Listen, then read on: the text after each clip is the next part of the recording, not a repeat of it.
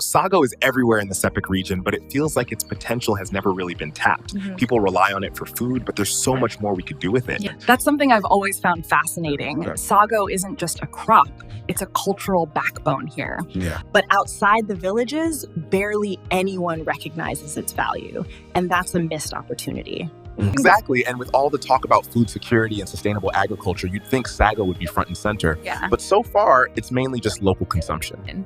What's wild is how adaptable sago is. It grows in places most other crops just wouldn't survive, like those swampy lowlands.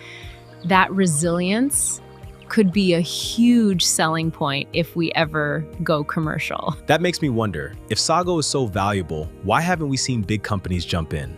Is it just logistics, or are there deeper issues at play?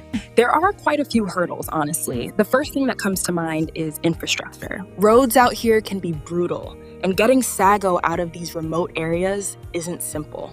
True, even just transporting a few bags of sago to the nearest market can be a nightmare during the wet season. Plus, processing is still mostly manual, right? Yeah, manual labor slows everything down. Yeah. Not to mention, there's not much investment in modern processing equipment. Yeah. Without that, scaling up is tough.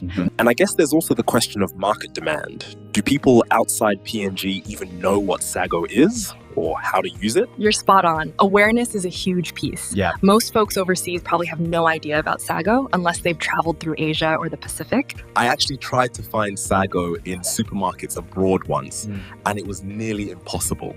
There's definitely a gap there. What if we started small with specialty markets? Health food stores are always looking for gluten-free options, and sago starch fits that bill perfectly. That's clever. Pitching sago as a healthy, natural alternative could attract a niche audience first, then expand from there. Yeah. Kind of how quinoa became a global sensation.